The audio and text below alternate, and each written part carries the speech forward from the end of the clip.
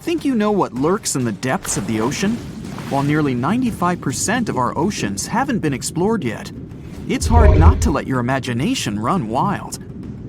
But thanks to brave explorers, deep-sea cameras, and awesome archaeologists, we do know about some pretty incredible sea creatures living in our waters today, and millions of years ago. From the 9-foot spider crab to the 60-foot prehistoric megalodon, these sea dwellers come in all shapes and sizes. But let's focus on sea creatures famous for their huge size. Can you guess which living species of whale is the largest? Well, it's not the orca, but that's a good guess. The orca is a toothed whale that can grow to anywhere from 23 feet to 32 feet, which is slightly smaller than a school bus. How about the narwhal?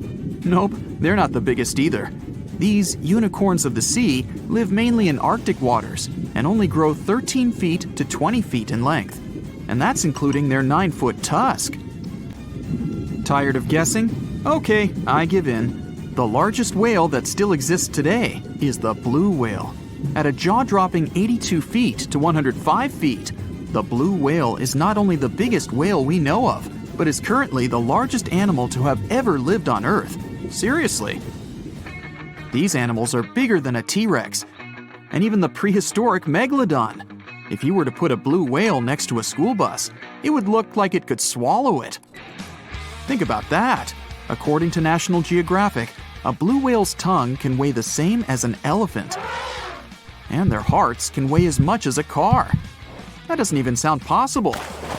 It's no wonder these giants need to eat about 4 tons of krill every day. While there aren't too many animals living today that can compete with the blue whale's epic proportions, there is an entirely different species that is a good contender, and it's not quite what you would expect. It's a jellyfish. No, I'm not talking about the little jellyfish that wash up on the shore and ruin a perfectly good day at the beach. I'm referring to the lion's mane jellyfish, the biggest jellyfish around. This invertebrate can grow up to 120 feet long. They also come in different gorgeous colors like red, purple, or even shades of orange. As if their length wasn't impressive, the lion's mane jellyfish boast a whopping 8 sets of 70 to 150 tentacles. That means they can have up to 1,200 in total. And here's the giant oceanic manta ray, the largest type of ray in the world. Their wingspan can be longer than a bus. These guys can reach 30 feet in length. They also have the biggest brain compared to body size among all fish. Unlike their stingray cousins, mantas don't have venomous tails.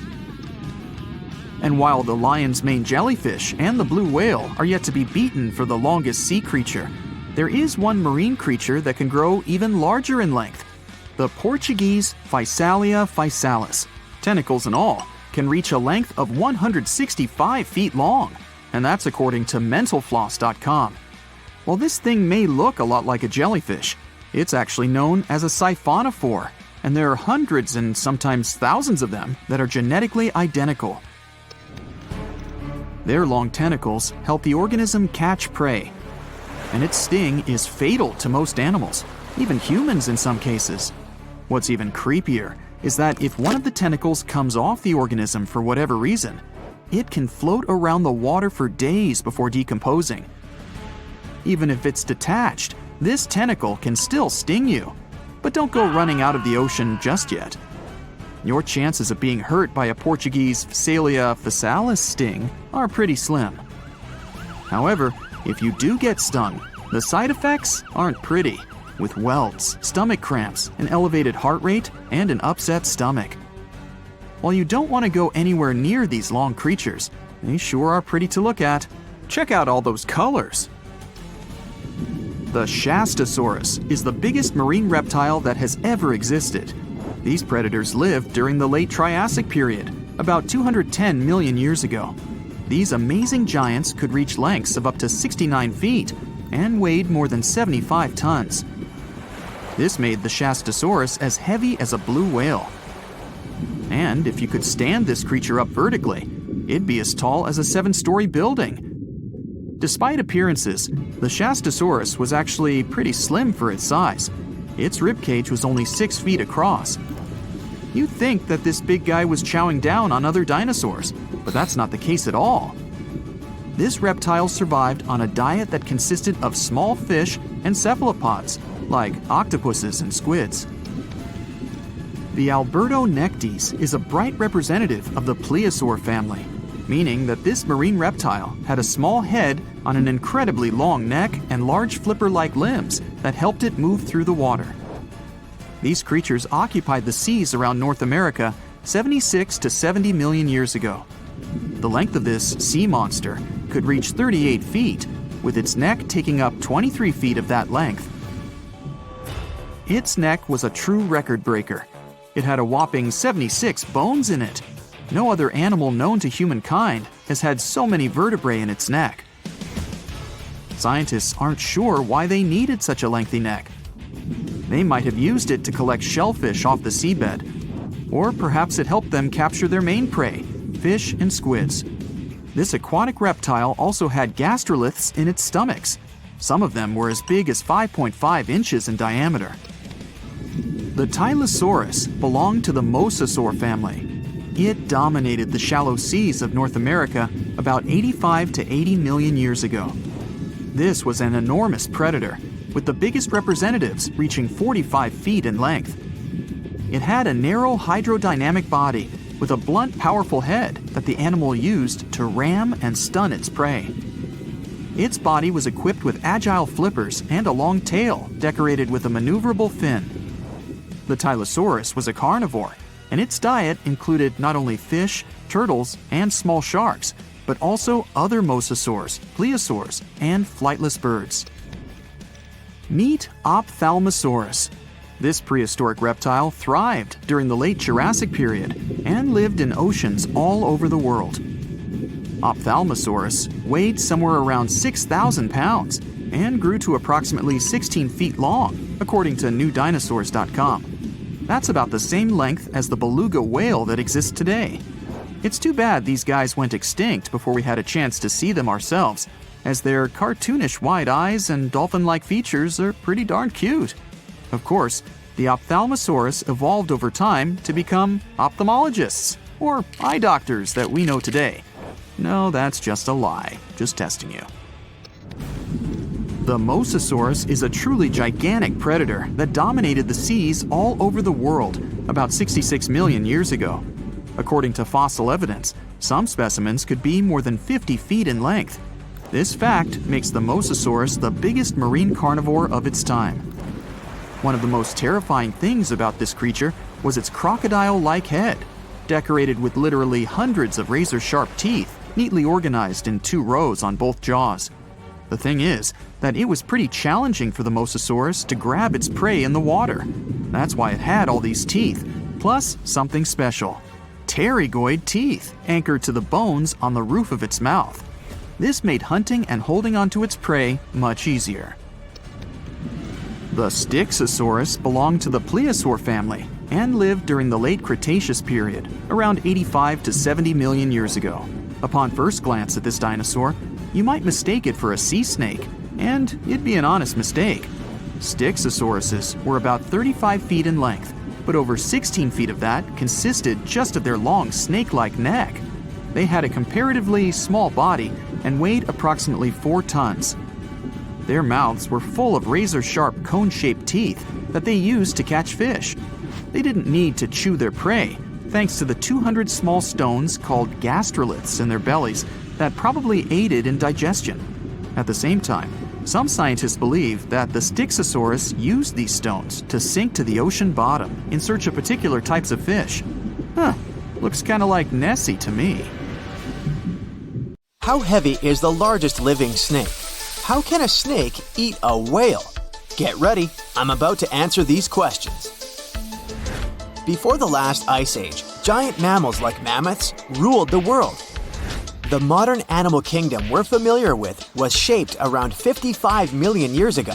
I mean, there were still 1,000-pound bear dogs living from Asia to America. But modern whales, for instance, began to appear later. I'm saying modern whales because, surprise, surprise, whales weren't always fully aquatic.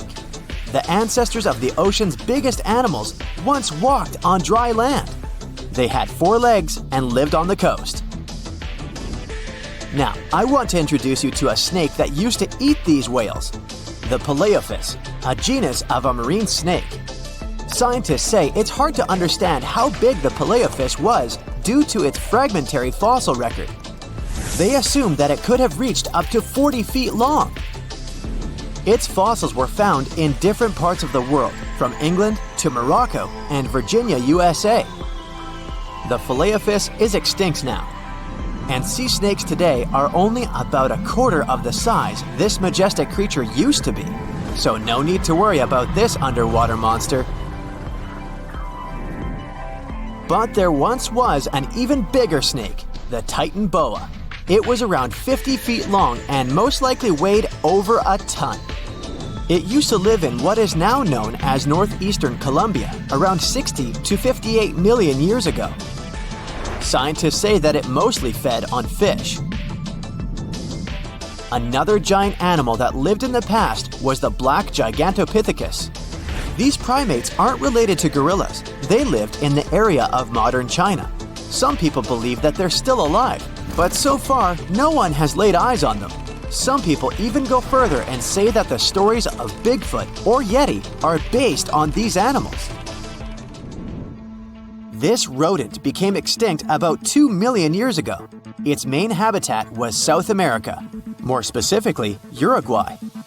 What's astonishing about this species is that it was the largest rodent ever known. It was bigger than a bull. Scientists believe that it weighed up to 1,000 pounds.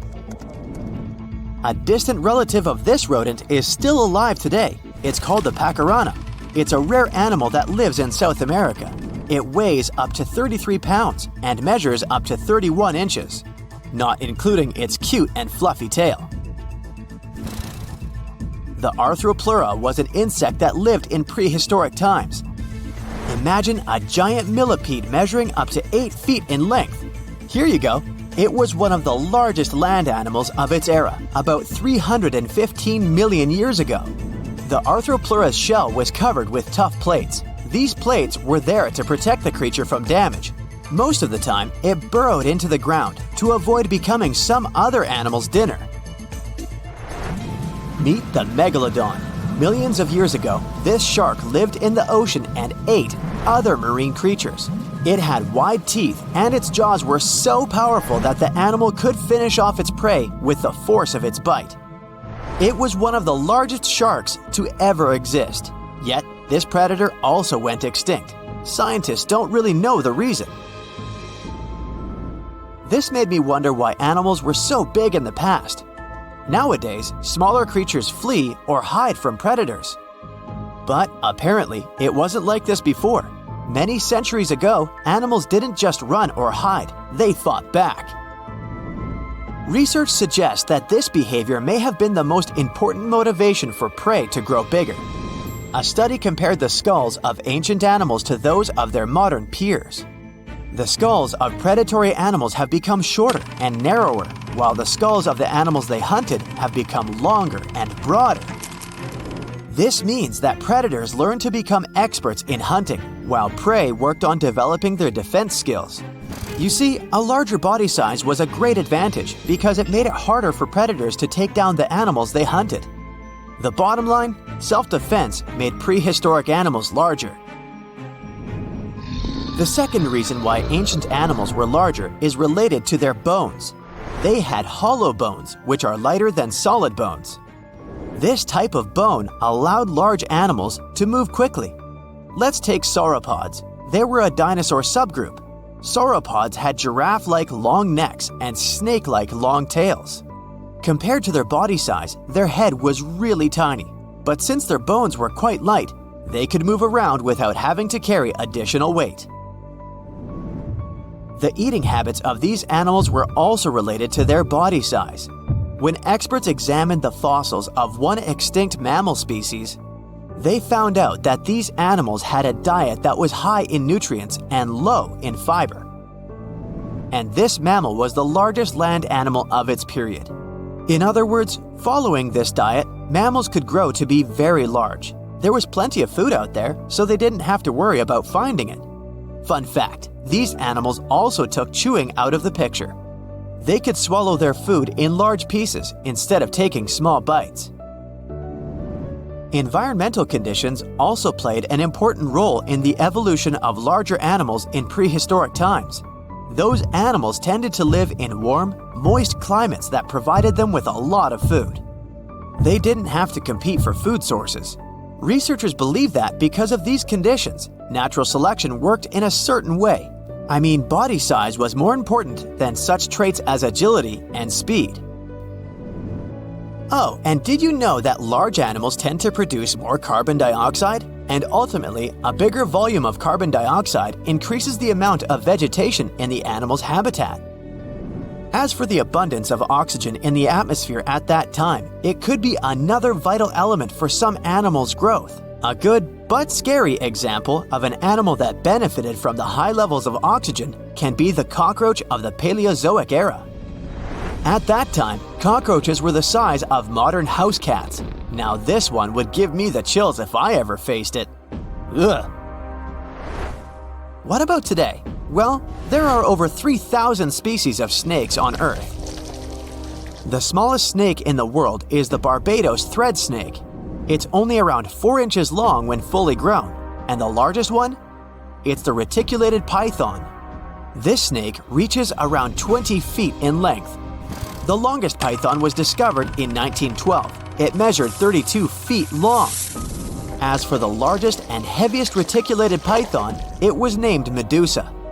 Medusa was approximately 25 feet long and weighed 350 pounds. These reptiles lived in Southeast Asia in rainforests, woodlands, and grasslands. Don't be confused though, the reticulated python isn't the heaviest snake in the world. This title belongs to the green anaconda. It weighs approximately 500 pounds. Green anacondas are found in South America and Trinidad in damp, humid areas. I have a bonus for you. Here is a flying snake. You can find these snakes in Southeast Asia. They don't fly like birds, of course, but they do use the power of flight. They can go as high as 300 feet. They leap from tree branches into the air. Once they take off, it's all about aerodynamics. Their main technique is flaring their ribs and pulling in their abdomens. While airborne, they undulate from one side to another and slightly up and down. This motion helps snakes to turn and glide. Why bother with all this if they can just crawl in an old-school way? Scientists aren't sure, but they believe it might be related to escaping from predators.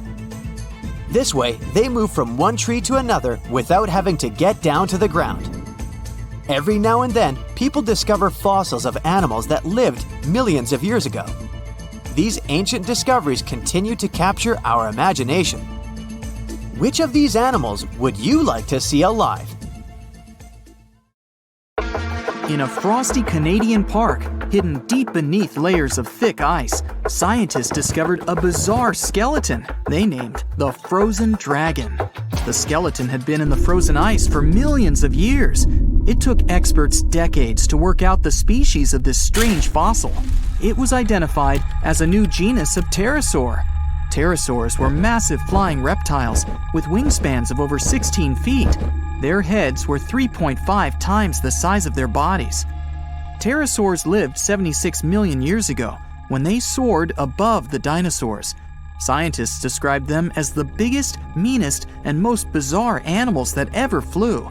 The new genus has been named Cryodracon boreas, which translates to Frozen Dragon of the North Winds.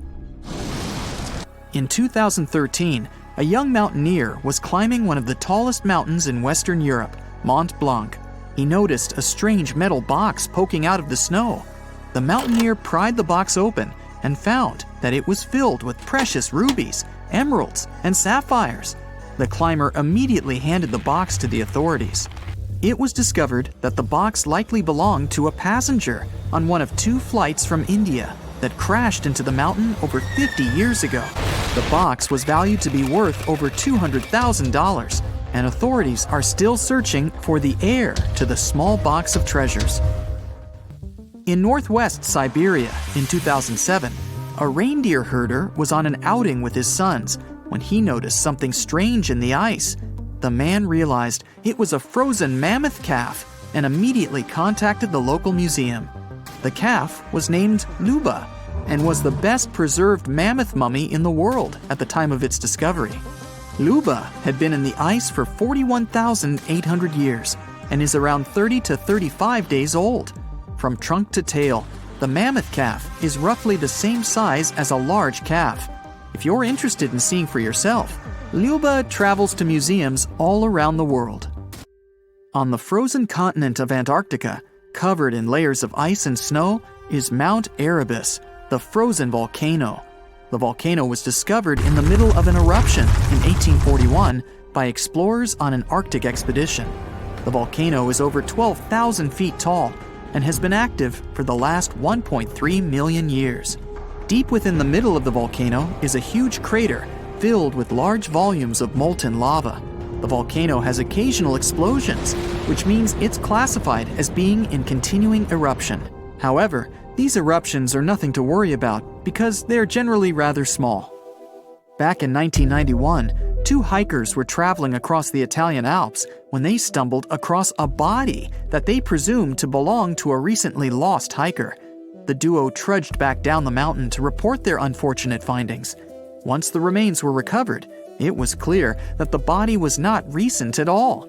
Scientists determined that the Iceman was more than 5,000 years old and named him Otzi. The discovery was unlike anything scientists had ever before seen because the body was so well preserved.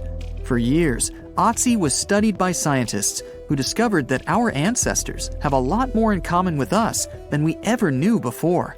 Otzi was covered in ink body art.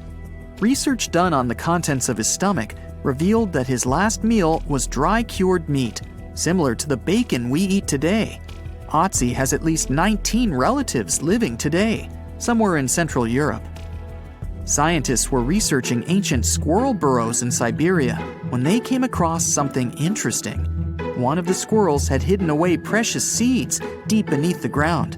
The seeds had been encased in ice for 32,000 years. The seeds were for the flower Silene stenophilia, which had long since gone extinct. Amazingly, scientists were able to recover plant tissue from inside the seeds and grow an entire crop of flowers. They've since reintroduced the previously extinct flower to natural habitats all across the world.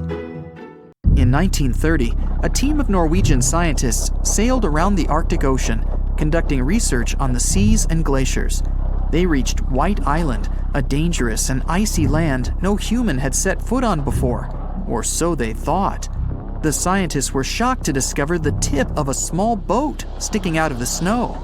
Frozen inside the boat, they found scientific equipment and various personal items, including a jacket monogrammed S.A. Andre. They had discovered the wreck of the famous Andre Arctic balloon expedition. In 1897, Swedish explorers, led by Andre, attempted to travel to the North Pole by hydrogen balloon. No one had ever heard from them ever again. People only found out what happened to them when the wreck was discovered 33 years later. It turns out that the balloon had crashed on White Island only 2 days after departing from Sweden. The explorers traveled along the island on a small makeshift boat, but were unable to make it any further. The best preserved woolly mammoth ever found was discovered in an area of permafrost in Siberia in 2010. Scientists named the frozen mammoth Yucca, after the small village near where it was found. Yucca had been frozen for 39,000 years and is thought to have been around 6 to 8 years old. Because Yucca is so well preserved, it has been studied for years and provided new information about mammoths. In 2019, scientists reported that they were able to activate cells taken from Yucca's tissue. Maybe one day we'll have woolly mammoths roaming the land. From looking at pictures and videos of Antarctica, the continent appears to be freezing cold, covered in snow, and flat, except for a few small hills. Scientists believe that too. When studying the Gomburtsev Mountains in the early 2000s, they were shocked to discover that the small rocky hills were actually the peak of a gigantic mountain formation under a mile of snow. Using radar technology, researchers worked out that the mountains are really around 10,000 feet tall and sprawl across 750 miles. This is around the same size as the European Alps, except hidden under tons of ice and snow. At a gold mine in Siberia, a businessman was examining a nearby river when he noticed something interesting in the frost. It was a small woolly rhino calf that was later named Sasha. The woolly rhino has been extinct for 15,000 years. It's thought that Sasha could have been frozen in the ice for up to 39,000 years. Sasha is unique because it's the only full-body woolly rhino to have ever been discovered. Glaciers around the northern Italian town of Pelo have begun to melt. Artifacts from decades and even centuries ago have been discovered pouring out of the ice. Personal belongings from soldiers have been found, things like diaries, photographs, and even love letters. Historians have even uncovered an entire cabin preserved beneath the ice. The cabin was filled with hard metal helmets and clothes. In 1845, Sir John Franklin embarked on an ill-fated expedition to the North Pole. The crew traveled on two ships, HMS Erebus and the ironically named HMS Terror. The expedition met with disaster, and both ships were lost to the icy waters. In 2016, the HMS Terror was discovered by a team of researchers.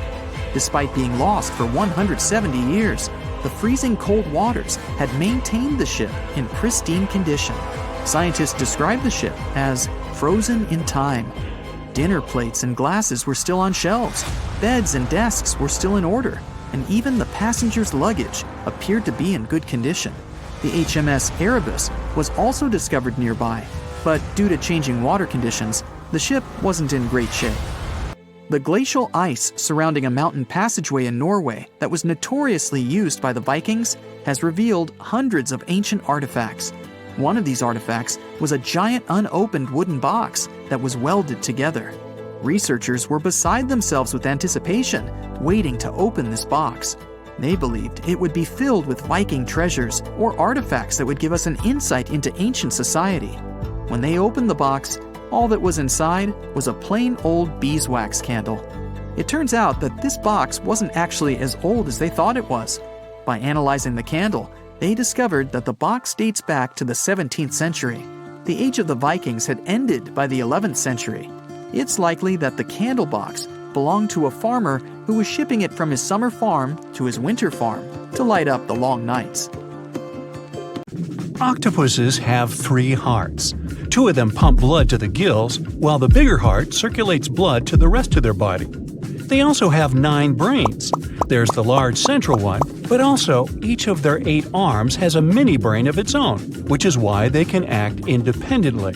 Since each arm has its own brain, the central brain only needs to send a higher level signal to the arm. Things like, move to that nearby crevice, there might be a crab hiding inside. In the case of humans, the brain would guide and take control of each movement of our legs and arms. And with an octopus, arms act almost independently on their way to the crevice. It also tastes and feels with the suction cups on it. Since their arms are so independent, an octopus doesn't actually know where they are unless it sees them. The human body has an ability called proprioception.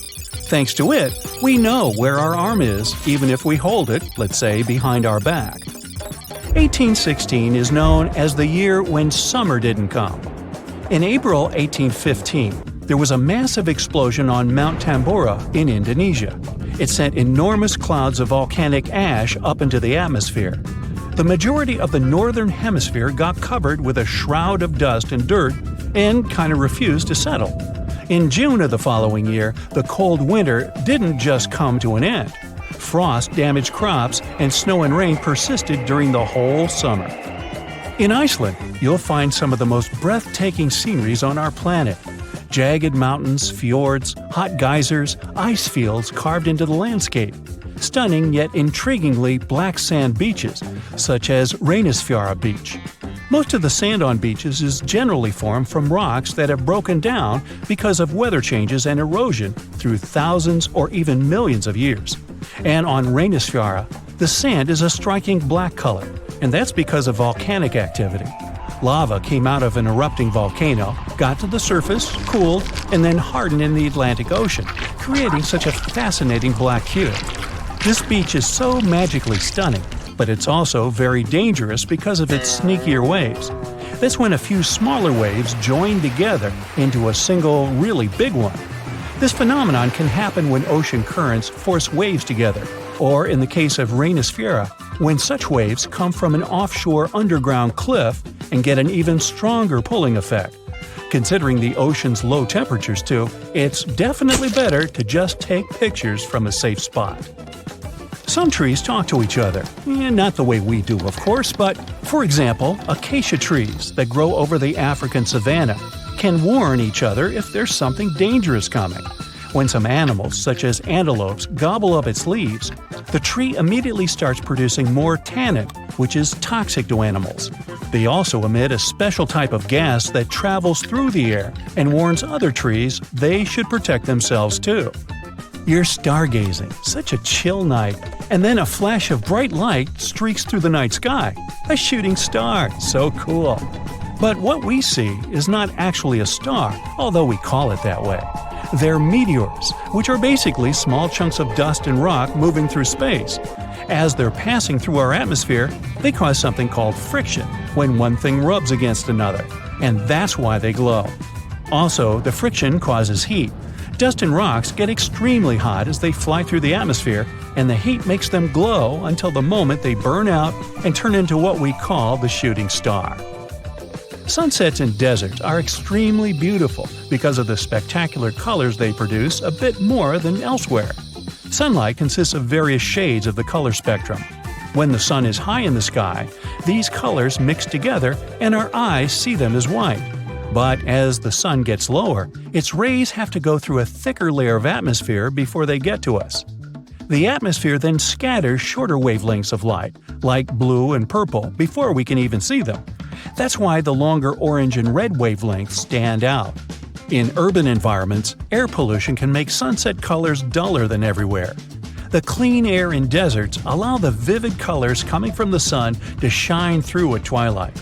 Also, the moisture, water vapor, and rain-engorged clouds can mute the sunset's hues. Since there's no rain, clouds are thin and wispy, so they filter and reflect sunlight instead of blocking it. Bamboo grows really fast. It's actually the fastest growing plant on Earth, sometimes growing about 3 feet in just one day.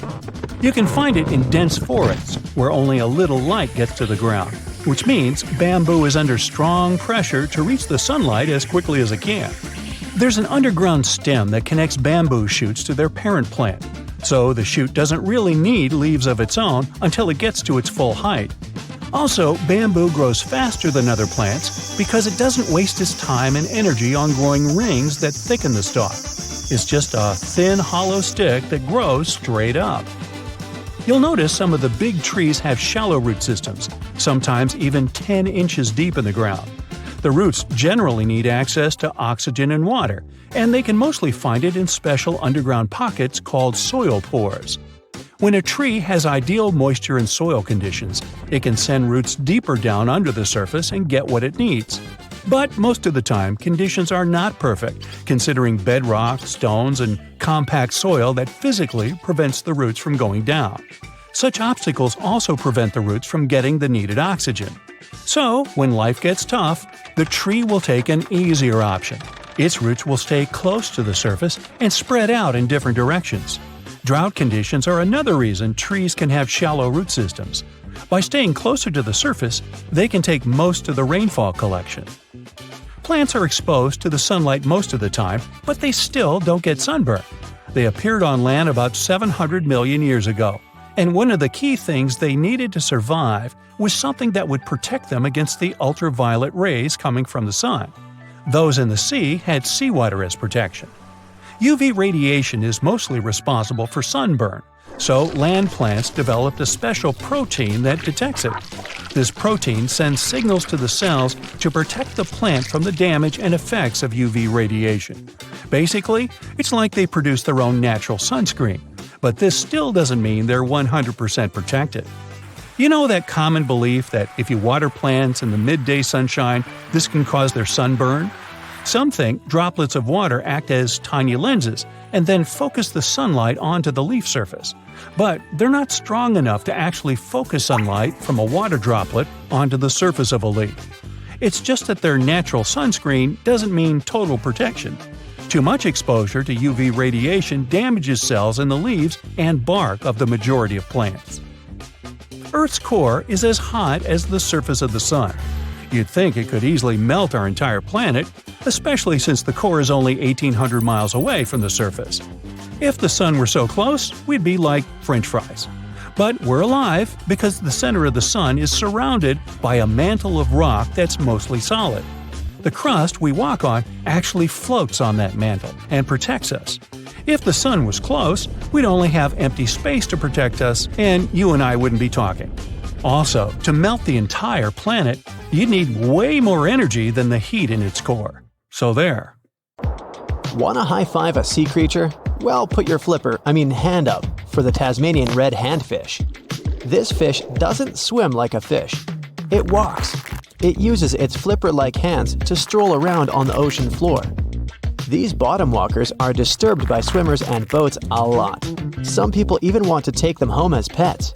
I think it's better to just give them a wave and swim on by. The vampire squid. Its species name is Vampiroteuthis infernalis, which translates to vampire squid from hell. Oh yes, this vampire squid means to terrify everyone with its name, its dark red color, its spikes at the bottom, and the scary fact that it can basically turn itself inside out. The vampire squid loves putting on a good show, but it's as harmless as a kitten is to humans. It's as if Dracula scared the pants off you, but he didn't have blood-sucking fangs. The vampire squid feeds on food particles from plants and animal matter floating near the ocean's surface. Since they're not predators, they need good defensive strategies, and their vampiric look is designed to ward off large creatures who want to eat them. Turning themselves inside out is a defensive mechanism since the spiky areas in the inner skin are more intimidating. They also shoot out a substance that does not have color, but is packed with bioluminescent particles to distract predators. The vaquita. Going out on a boat off the coast of Mexico sounds like the perfect vacation. The sun, the blue water, the most endangered sea creature. Wait, what? The vaquita isn't dangerous, but don't expect it to stick around to say hello or sign any autographs. It's incredibly shy. This little cow, that's what it means in Spanish, is one tiny sea mammal. With those black markings around its eyes, it looks more like a sea panda to me. Seeing one should make you feel very special. They're on the brink of extinction, mostly because they got caught by accident in fishing nets. It's estimated that there's only 10 left in the wild. The blue dragon. This little creature looks like something out of a kid's fantasy movie. It's called the blue glaucus, casually referred to as the blue dragon or blue angel. It can be found in many places, the Atlantic, Pacific, and Indian Oceans. It's kind of a mollusk and it only grows to be about an inch long. What you think is the back is actually the mollusk's bright underbelly. It regularly floats on its back so that its blue colors help it camouflage with the water's waves. The blue dragon isn't just pretty, it's also smart.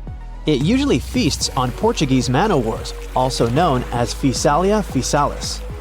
The blue dragon stores their stinging cells for later use, in essence, stealing their defensive mechanisms. When the blue dragon is threatened, it releases those stinging cells it stored, directing them at an enemy to sting them with more power than the Portuguese man-o'-war would have been capable of. As they can store a huge amount of stinging cells, they can be a threat to humans. So, if you find one, don't pick it up. It's best to admire it from a distance. The barrel-eye fish. If you ever wanted to have Superman's X-ray vision, looking at the barrel-eye fish will make you feel like you gained that superpower at some point in your life without even realizing it. The barrel eye has a transparent head, so you can see how their eyes and brain look inside. This magnificent creature lives in the deep sea. This is the lowest level of the ocean, where strange creatures roam in near-freezing temperatures and constant darkness. They're exposed to water's pressure that's almost 1,000 times that of the surface. If the idea of the deep sea sends a shiver down your spine, stay tuned to learn about another of its creatures later on. The barrel-eye fish can be found in the Atlantic, Pacific, and Indian Oceans. You might be wondering, why oh why would a fish have a see-through head? And that would be a fair question. Since the species was discovered in 1939, it was believed that the fish's eyes were set to see straight ahead and couldn't move. So it was assumed that they had tunnel vision. Scientists Bruce Robinson and Kim Reisenbichler from the Monterey Bay Aquarium Research Institute recently discovered that the fish can move its eyes vertically to see through the top of its translucent head, thus noticing if there are predators or prey nearby. The transparent head also allows more light to enter so they can detect prey better. It's believed that the barrel-eye fish eats jellyfish and small fish species. If you dive in the ocean at night, you might be lucky enough to see how orange ball corallomorph blooms in the dark. But make sure to be quick because as soon as you turn on your flashlight to take a good look, it will retract its tubes back into itself. The megalodon. The whale shark isn't the biggest shark known to humans. If the entire shark species were a kingdom, the prehistoric megalodon would be the ruler of the sea. Megalodon roamed the ocean a long time ago. About 15.9 to 2.6 million years back between the early Miocene and late Pliocene eras. While they've long been extinct, people are still amazed to learn about these gigantic sea beasts. Megalodon could reach anywhere between 45 feet to 60 feet in length with jaws more than 6 feet wide. A fossil of a tooth that once belonged to a megalodon measured at 7 inches. Needless to say, I'm pretty stoked that these guys have long been extinct. But there's still some adventurers out there hoping to meet this monster one day. The Dumbo octopus. This adorable creature, or creepy creature, or however you want to see it, is officially called Grimpoteuthis. More casually, it's referred to as the Dumbo octopus, named after the Disney character. Though Dumbo, the elephant, not the octopus, was teased for his big ears, it's highly unlikely that this adorable octopus gets teased by its water neighbors. They are the deepest living octopuses, living in the deep sea, and you know how scary that place is. They're only about 8 inches tall and spend their days hovering just above the seafloor eating snails, worms, and other food they find in the current or near ocean vents. There are nearly 17 species of Dumbo octopus, and they all have differences in height, color, and body parts. If you can't get enough strange animals, you'll be glad to learn that the deep sea has barely been explored by humans. So, keep an eye out. There are bound to be more fascinating animals discovered in the deep in the future. The sea angel. These creatures might look and sound pretty cute, but their diet is far from sunshine and lollipops. Their favorite food are sea butterflies. They lay mucus traps for them and wait in ambush. The squat anemone shrimp. This shrimp is tiny, only 0.5 inches. It's also known as a dancer shrimp because of its peculiar behavior. When agitated, it raises its bottom above its head and does a little dance. Divers also say it readily jumps on their hands and cleans them. The coconut crab. This guy may look pretty creepy, especially when the sun goes down. Mature coconut crabs are around 3 feet in length. Their preferred foods are coconuts, but they can also hunt down lizards and even large birds. The slender snipe eel. Slender snipe eel is a slim and long creature that's still a mystery for marine scientists. It's 4 feet long and it has at least 750 bones in its spine, which is much more than any other animal in the world. The sea pen. Sea pen is 7 feet long and it has a lot of varieties, but most of them look indeed like a pen or a quill. The similarity is even more striking when the animal has a water-filled bulb that anchors it to the floor. The Persian carpet flatworm. This creature looks indeed like a carpet, despite being very small by comparison. It's only 4 inches long, able to become both male and female. It doesn't really mate with other flatworms. Rather, it fights them for the right to bear posterity. The flamingo-tongued sea snails. Tourists love these extraordinary snails for their pretty colors, thinking it's a shell, but in fact, the shell is quite dull and hidden underneath colorful soft tissues. They eat softer, toxic parts of corals and store their toxins to protect themselves. Now, one of the most common animal myths is that mice love cheese. It popped out a long time ago, probably as early as when people started storing food. Since mice are regular visitors to human homes, they were constantly looking for food they could eat. People used to store grains in glass jars. They also kept their meat hanging up high. But they'd lay the cheese on the shelf, which was an easy target for all the unwelcome pantry visitors like mice. So they ate it because they couldn't reach anything better. But a mouse will definitely more likely go after chocolate or some other sweet thing than the cheese. Who can blame them? Now, flamingos don't really stand in the water on one leg so they wouldn't get cold. This is just a simple way for them to spare the effort. It's exhausting for us humans to stand on one leg, but for them, this is the most stable position possible considering their peculiar anatomy. This pose doesn't require any muscular work. Now I'm jealous. One of the most widespread and oldest myths out there is that ostriches hide their heads in the ground every time they're scared. A long time ago, researchers thought ostriches weren't very smart because they bury their heads in the ground without being aware the rest of their large bodies are still out there, where everyone can see them. In fact, ostriches do it when they want to swallow sand and pebbles to boost their digestion or just turn over the eggs they lay in their nests. And even then, they technically don't bury their head, but put it near the ground. Otherwise, with its head in the sand, the poor thing wouldn't be able to breathe. No reason to think of an ostrich as a frightened bird. Like some other animals, it will flee if it senses there's a danger coming. And in some situations, it'll fight back and defend itself. And that's one angry bird. What do you think is the largest thing a blue whale can swallow? Well, we're talking about the biggest animal ever known to have lived on our planet. It can grow up to 100 feet long with a weight of 200 tons. Its heart is as big as a car, and its tongue can weigh as much as an average elephant. It's easy to imagine a blue whale swallowing cars, people, and even small ships, perhaps. But it's all wrong. The largest thing it can actually swallow is a grapefruit. Its throat can take the size of a small salad plate. Whales feed on small fish, plankton, and marine crustaceans, so they don't need a bigger throat. But we wouldn't be able to survive the juices inside a blue whale's stomach anyway. It would finish us within 15 seconds, similar to how long we'd last in space without a spacesuit. So don't try this. Camels don't store water in their humps. We're talking about animals with extraordinary resistance to some pretty extreme conditions. They can survive even when drinking water only every 8 to 10 days. But not because they have a secret stash on their back. It's because, when they have a chance to drink, they will swallow 50 gallons of water at one sitting.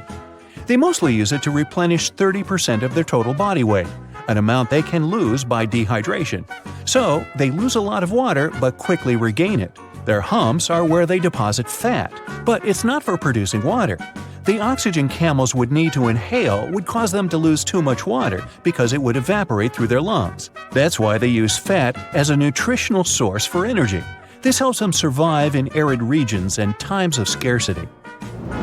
Now, it's a myth that anteaters vacuum ants using their noses. They don't go around looking for ants and hoovering them through their long snouts. Anteaters have very long tongues. Giant anteaters have tongues that go up to 2 feet long. It's the shape of a strand of spaghetti and covered in spiny hooks and sticky saliva that traps ants, up to 160 times in a minute, which means they eat up to 20,000 insects in a single day. That's a lot of bugs. They open anthills using their claws and then do the rest of the work with the tongue. They don't have teeth, so they only swallow all the insects they catch. Movies might have given you a false sense of security when it comes to dinos. Nope, standing very, very still couldn't save you from a raging T-Rex coming after you. It's a myth. The Dino King had bad vision. These beasts may have seen better than modern-day raptors. They had excellent depth perception, something present in today's animals such as eagles and hawks. Even if, by some miracle, the Dino King can't see you or thinks you're just a small tree or some other object because you're standing so still. They had a pretty good sense of smell. So, the better option would be to run because the T-Rex is not as fast as scientists used to think, up to 33 miles per hour. Considering their anatomy, they could move at a speed of 12 miles per hour. Anything faster than that would have caused serious bone damage. But this didn't stop them from ruling the animal world because there were plenty of dinosaurs way slower than them, so they didn't have to worry about food. Another misconception states that owls can spin their heads, neither more nor less than 360 degrees. Their head spinning does have its limit, 270 degrees in one direction. Since they can turn 270 degrees to the left and right, owls have a 540-degree range of motion. Don't worry, if you touch a butterfly's wings, the animal won't lose its ability to fly. It will survive, despite the common myth that says the opposite. Butterfly wings have scales. When you touch them, some scales might shed off, but it's not a bad thing, because they shed off naturally too. Because of sheddable scales, they can escape more easily if they get stuck and trapped in spider webs. Now, the next myth has inspired many movies, books, and TV series scenarios, but no, wolves don't howl at the moon. They typically howl at night, true, but because that's the period of time when they're most active. They'll also look up while howling since this helps the sound travel. That way, other wolves will hear them from around 6 to 7 miles away. And that's why they howl in the first place, to communicate with each other. They make specific sounds for a certain situation. For example, to help a wolf that lost its pack find its way home. The moon just happened to accidentally be there while wolves were communicating. Okay, giraffes only need 30 minutes of sleep a day. That's another myth. They sleep about 4.5 hours daily. It's not that unusual for animal species that are most active during daylight. Studies also show giraffes usually lay down to sleep for less than 11 minutes at a time. Many people believe moles are blind. These small burrowing mammals actually can see. It's just their vision is really poor and only adapted to recognize light. They're also colorblind. When they're searching for food and navigating the dark underground, these creatures mostly rely on their touch and sense of smell. Now, their sense of touch is sharp, which is why moles can feel nearby vibrations of activity.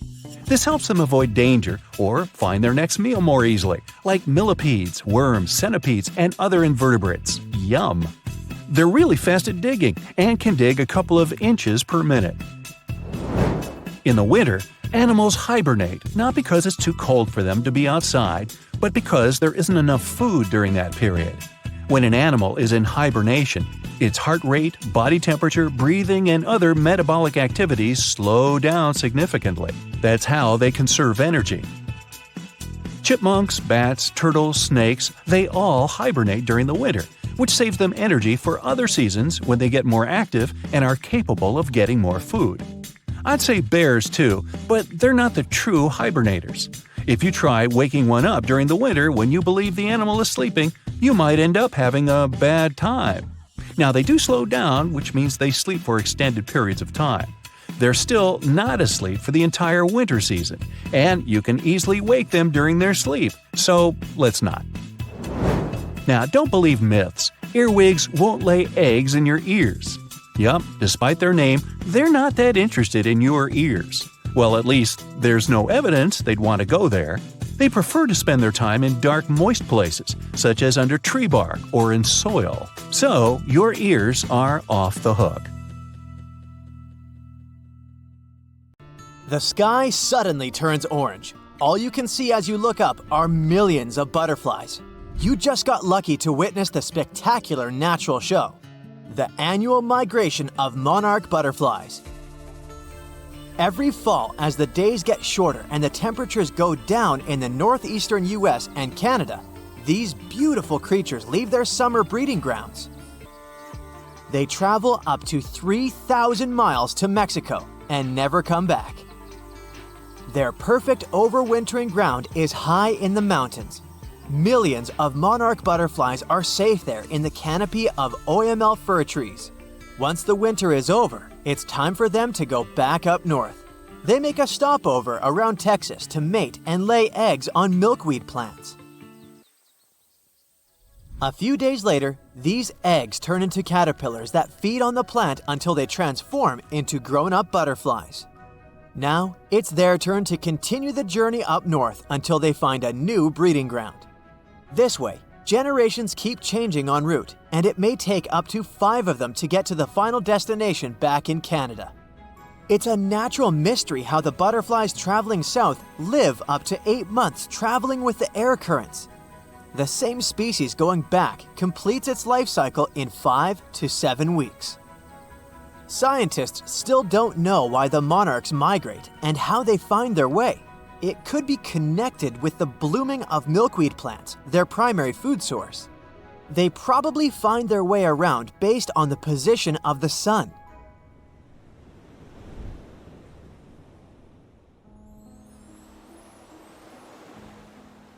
Humpback whales are real champions when it comes to migration and size among mammals.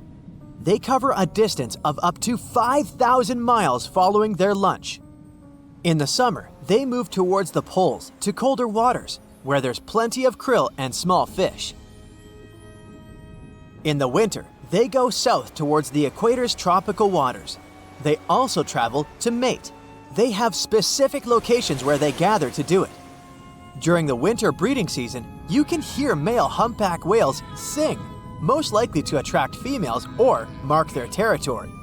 They produce a long series of calls and can repeat the same song for several hours. When the song changes, all singers that are currently migrating pick up the new tune. It's amazing how they do it when the distance between groups can be over 3,000 miles.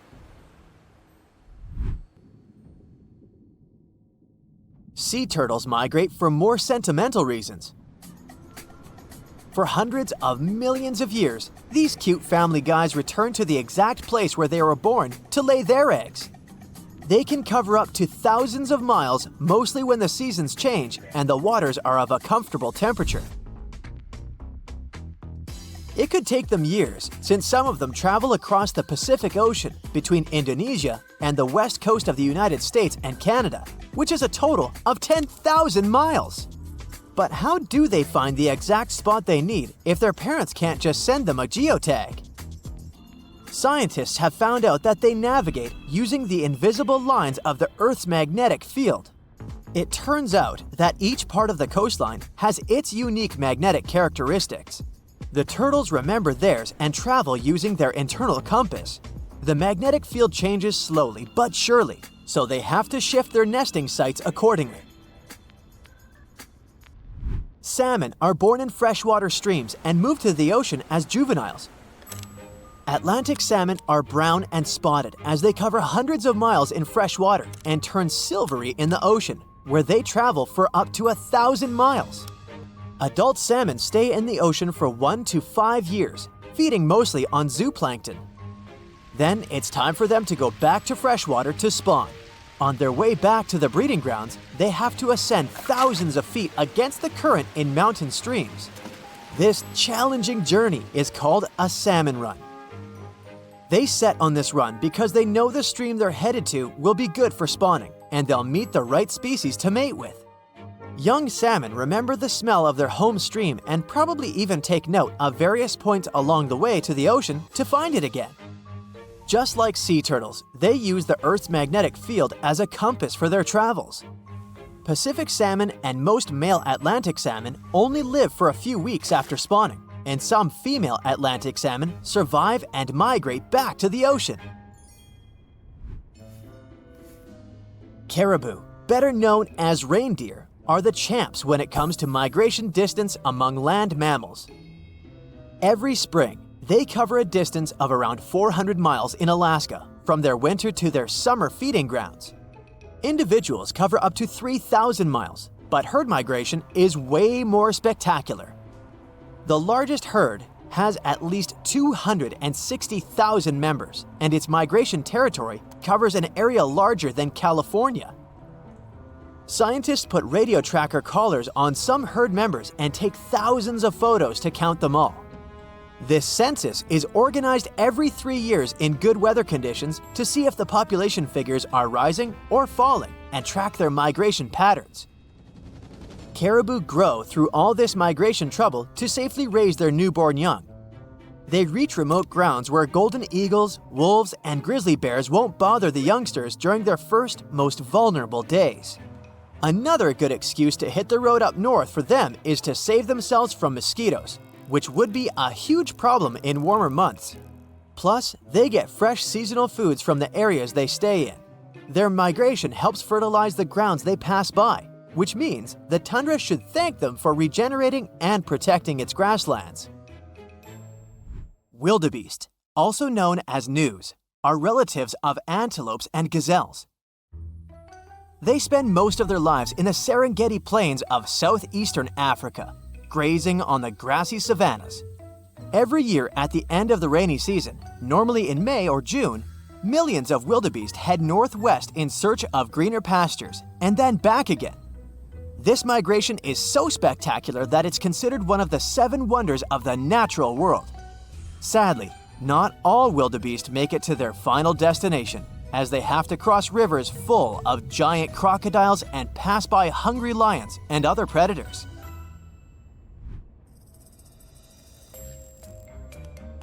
If you look at dragonflies' migration routes, you can call them real globetrotters. Scientists discovered one such route that spanned from India to the Maldives, Seychelles, Mozambique, Uganda, and back again for at least 8,700 miles. It's the longest insect migration we know of so far. It looks like they set on this epic journey when the temperature reaches a certain mark and the days start to grow longer. They seem to be following the rains as they start during the monsoon season in India and arrive for the rainy season in eastern and southern Africa. One fragile insect cannot complete the whole trip, so it turns into a sort of relay race that includes 4 generations of dragonflies. Each generation plays its role in the journey. Scientists can't put radio trackers on dragonflies as they do with other animals because the insects are too small. So, to put together the migration route puzzle, they analyzed 21 years of data from volunteer citizen scientists and also wing samples from museums. Each of the samples had a chemical code that could roughly tell where the insect was from. This data helped the scientists understand how far this or that insect traveled as an adult. Elephants are known to have traveled across Africa for centuries. They rely on their herd leader's memory when it comes to recalling the tricky migratory routes. This big elephant boss leads everyone else to sources of ripe food and water when the seasons change. They also migrate to avoid danger, which is mostly represented by humans. Elephants have developed their own communication methods to pass on information about prospective danger. They use chemical secretions, vibrations, gestures, and touch. Recently, many African countries have restored some of the oldest elephant migration routes. These big-eared guys usually avoid dangerous areas for generations, but once they know the route is safe, they start using it again.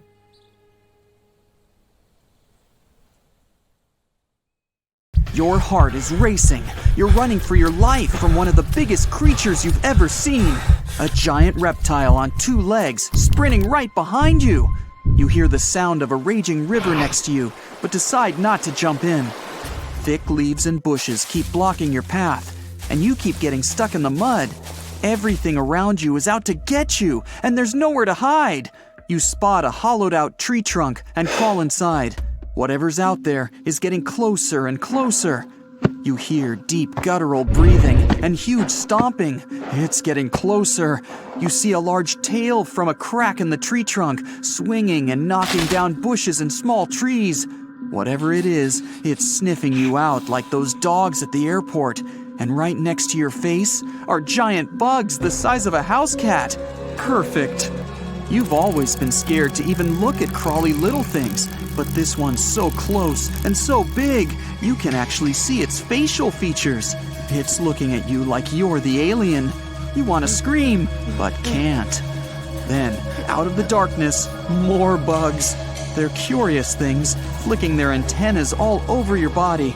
Okay, this is too much. A bug is one thing, but now, a giant centipede thing is crawling your way. Its fangs are the size of your thumb. You dart out of the tree trunk and come face to face with a giant monster. It stops and stares at you, knowing you have no place to go. Claws and teeth the size of bowling pins. That's enough to keep you up at night. It's getting ready to charge right at you. Welcome to the most dangerous period and area in history for a human, the mid-Cretaceous Sahara. This place was thriving around 100 million years ago in what would now be North Africa. Back then, the continents were all arranged differently, and the weather was wild. Extreme storms were pretty common, and temperatures would rise and fall like a Mexican wave at a soccer stadium. Then, sea levels started to rise. Water flooded the Kem region, an area between modern-day Algeria and Morocco. Over the next millions of years, asteroids, volcanic eruptions, and other natural disasters wiped out everything else. Bye-bye, dinosaurs. Thanks for playing. You probably think of the Sahara as one of the most inhospitable places on Earth, but back when it had trees and rivers, it was even more dangerous. The famous River of Giants was a huge river system that stretched from modern-day Egypt all the way to Morocco. The land was flat and not much vegetation grew there, but it was enough for life to exist. Frightening, scary life. That creature you're staring at, it's a giant, scary-looking theropod, and it's out to get you. Imagine a T-Rex-like dinosaur that's more than 32 feet tall and has an epic jawline. Scary stuff. They were the top dogs in the food chain back then. And that's why this place and period in history was so unique. The entire area had an incredible imbalance between hungry dinos and poor little dino snacks. There wasn't enough food to go around. Scientists were never able to find much evidence of herbivores. That means it might have been a royal rumble of carnivorous creatures waiting to pounce on each other at any moment. So, after a while of having a stare-down contest with a giant theropod, a shadow creeps up on you from behind. You're too scared to turn around, but the growling is louder than anything you've ever heard. It shakes you to the core. You turn around and see a Spinosaurus, and that's about all you can see. You know how they always show the T-Rex as the king of the dinosaurs? Well, this one would be, what, the emperor? It stands about 50 feet tall and has a sail of scales on its back, the size of a regular human. Then add in a crocodile-style snout with razor-sharp teeth and some short, powerful legs. Its diet mainly consists of river fish, but it's looking at you like you're a delicious fish taco. The two alphas are now in a standoff, with you stuck in the middle. But before you close your eyes and get ready to be eaten, they begin fighting each other, knocking down trees. You tiptoe your way out of there and run. The further you go, the better, right?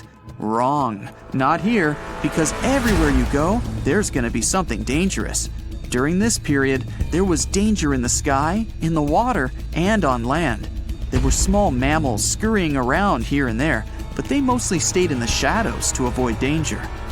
After 5 minutes of running as fast as humanly possible, you make it out of the forest and onto an open plain.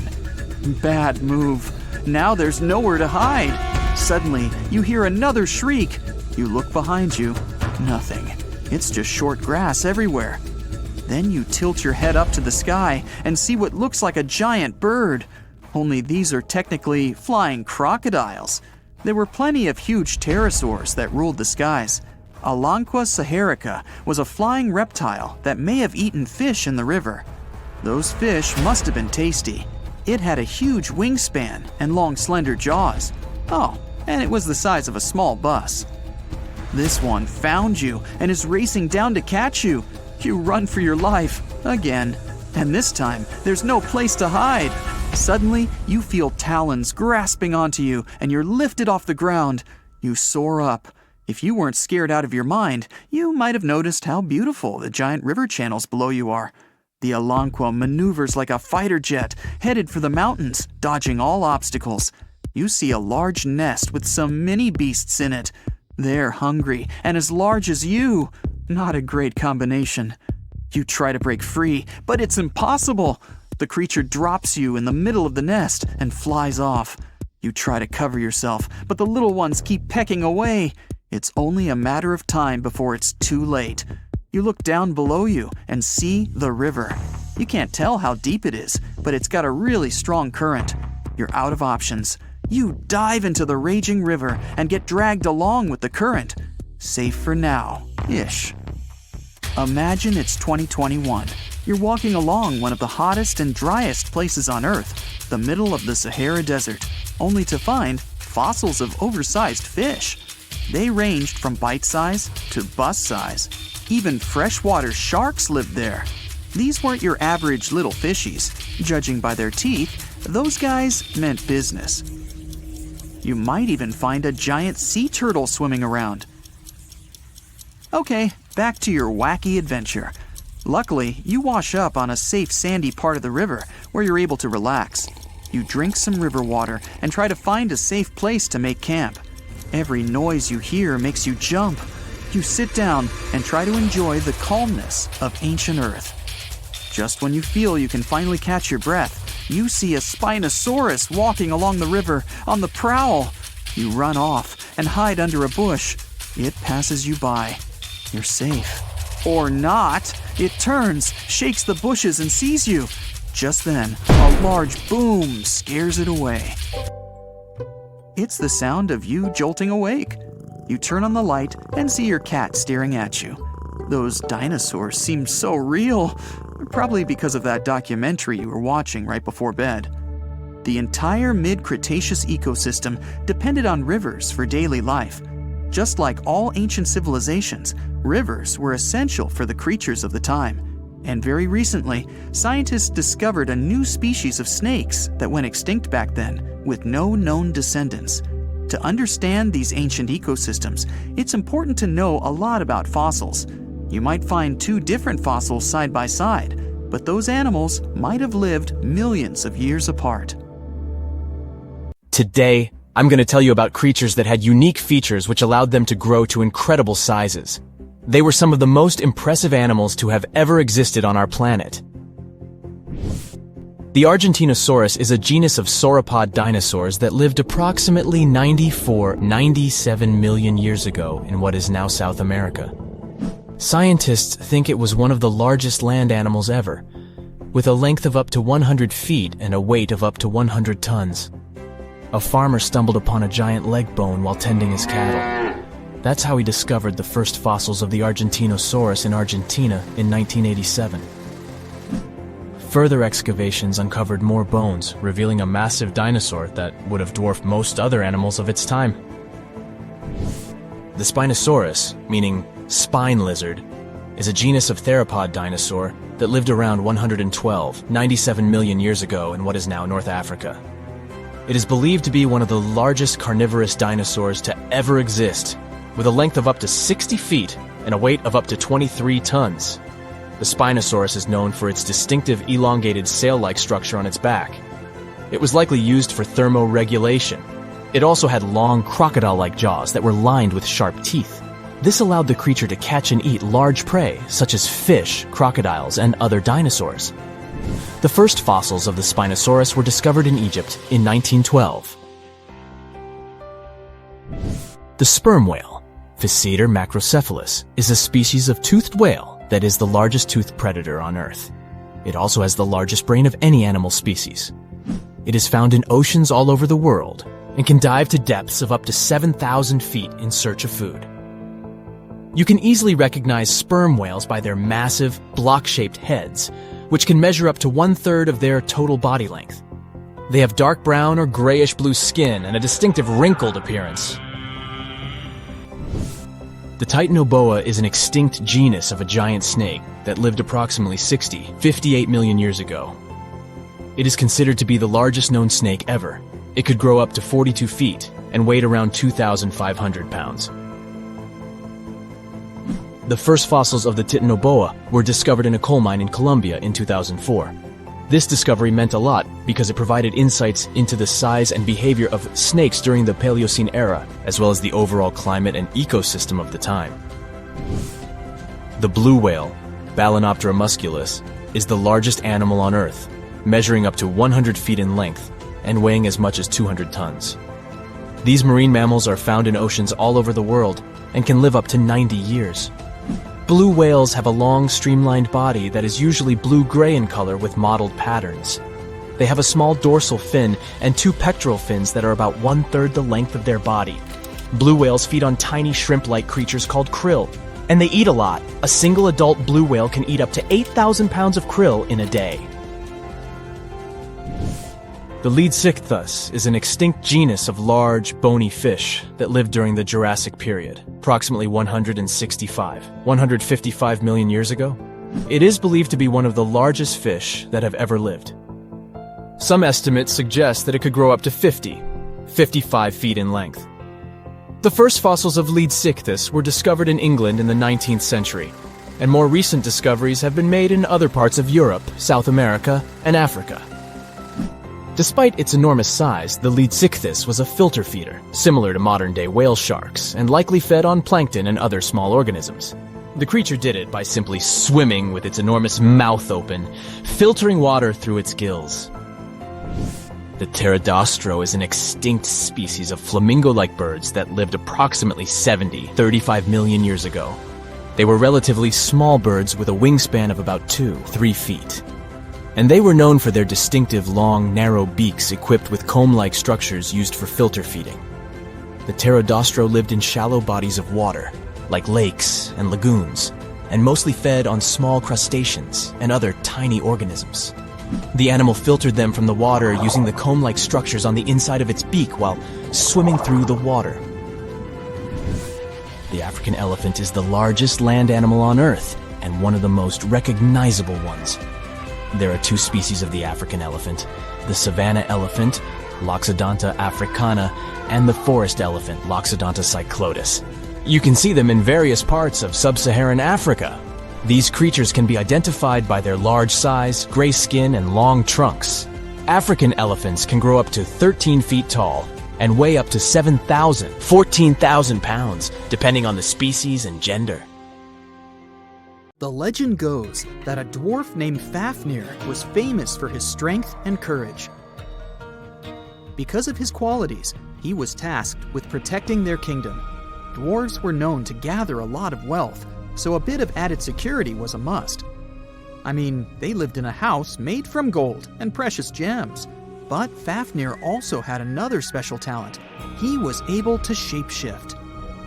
Tricked by Loki, the Norse spirit of mischief, Fafnir was taken over by his greed and the shine of his father's treasure. He decided he did not want to share any of it, not even with his father or his brothers. He stole it and ran away all by himself to a place he'd be hard to find, the middle of the desert. To protect his wealth, Fafnir transformed into a huge dragon. His new appearance looked like a huge snake, powerful and scary. His magical powers did not end there, though. Because the dragon couldn't fly, he also spread poison all around his new home, so no one had a chance to survive if they wanted to take his gold away. Fafnir was soon defeated by a young hero named Sigurd. The legend of Fafnir tries to explain why family is more important than greed. It also shows the many magical powers dragons possess. But the most interesting part is that it's quite a good example of how dragons came to be in our tales. But hey, this is just one of the many stories mentioning dragons. Just switch on your TV or peek into any bookstore, and you'll surely stumble upon dragons somewhere. Variations of dragon-like creatures have been described in stories from all over the world, from Asia to Northern Europe. Most of these creatures are depicted with reptile-like bodies, wings, and claws. And the scariest trait of them all, they can breathe fire out of their mouths. The name of these creatures comes from the Latin word draconum, which translates to huge serpent. But let's take a trip down memory lane to see how it all started. An Asian historian, for example, discovered some fossils back in the 4th century BCE and decided that he'd stumbled upon dragons. It's easy to understand why he got so confused if you look at a fossilized stegosaurus. It was 30 feet long, 14 feet tall, and covered in armored plates and spikes. The Nile crocodile might have gotten mistaken for a dragon too. It still exists today and lives in sub-Saharan Africa, but it may have been more popular in ancient times. When reaching maturity, Nile crocodiles can grow up to 18 feet long. But that's not all. It can even walk with its body off the ground, and some were even pictured standing on their 2 back legs. Goannas are dragon-like lizards that live in Australia. Large as they are, they also have razor-sharp teeth and claws, and are also known to even produce venom. It's easy to see why goannas may be the source for the Australian version of dragons. When humans first discovered whale bones back in the day, we had no idea these animals lived in the sea.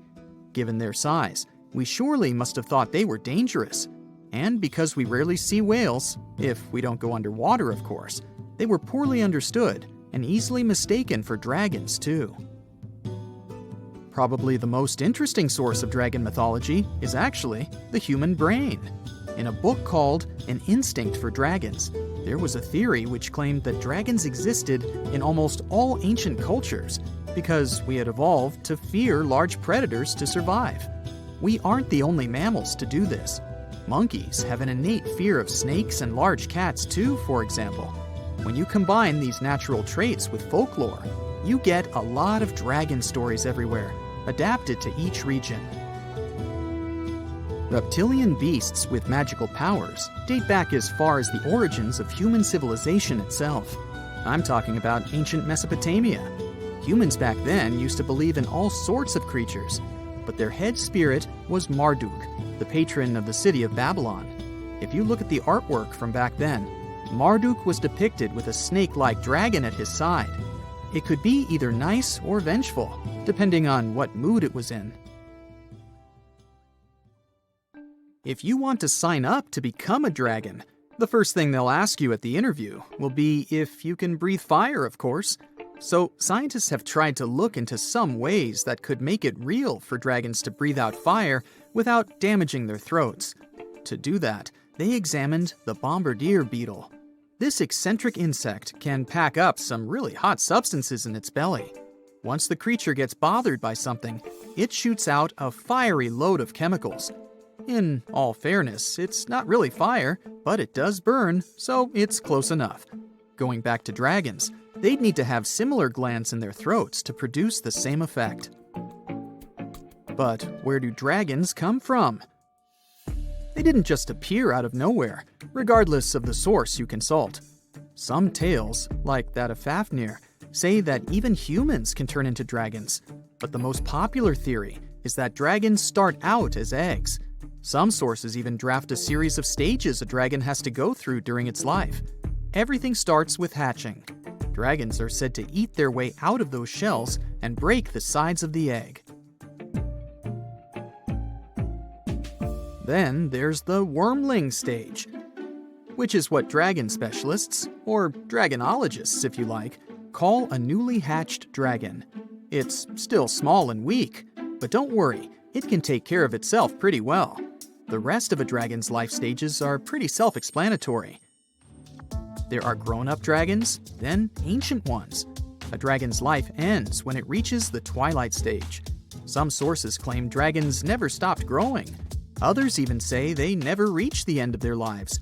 They just pass on to another type of spiritual existence. Dragons are known to be the symbol of a lot of different things, but that all depends on their origin. In some regions of Asia, they are known to bring luck, power, and wealth. To become a powerful warrior in Britain, you'd need to first defeat a dragon. That's why you often see them on flags. The flag of Wales, for example, has a large red dragon on a green and white background.